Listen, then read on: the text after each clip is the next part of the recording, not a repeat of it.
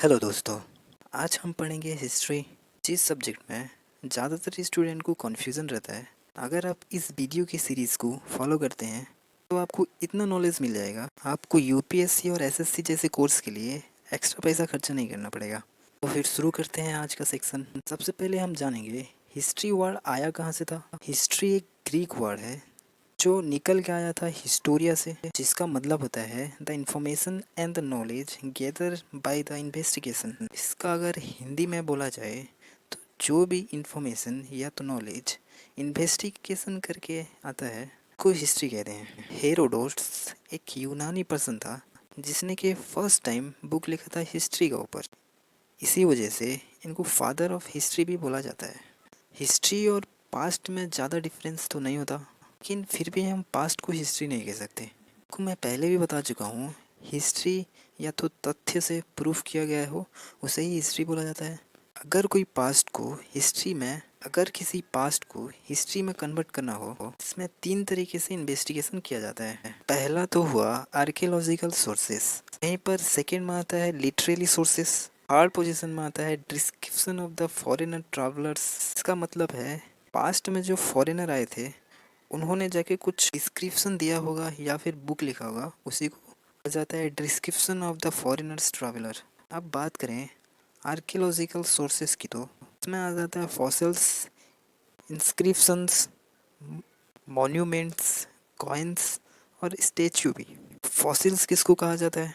अवशेष या फॉसिल्स उसको कहा जाता है। इसके आधार पर हमें पता चला लोगों का रहन सहन उस टाइम पे कैसा होगा, सामाजिक, आर्थिक, राजनीतिक व्यवस्था कैसा होगा उस टाइम पे।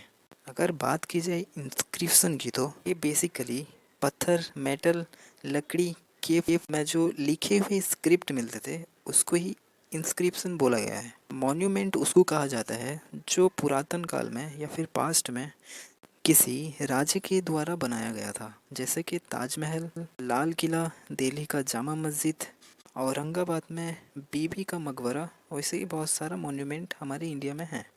फिर आता है कॉइन।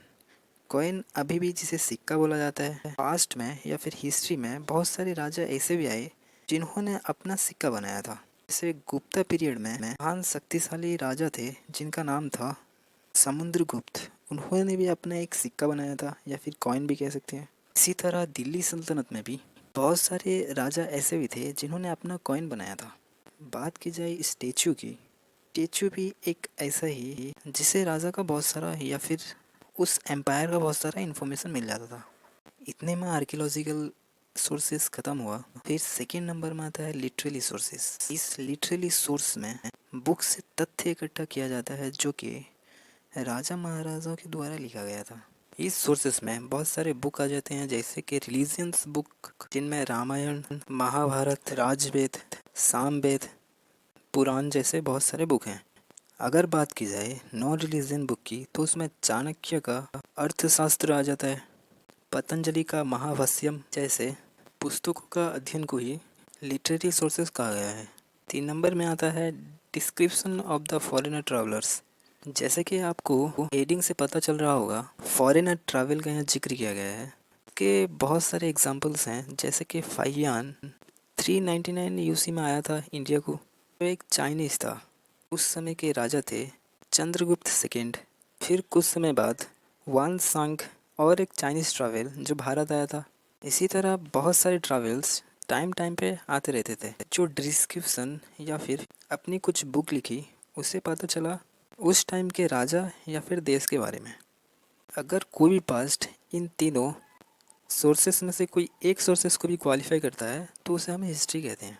आज का क्लास इतना ही रहने देते हैं, फिर मिलेंगे इंडियन हिस्ट्री के ऊपर। और हाँ, सब्सक्राइब करके ही जाना।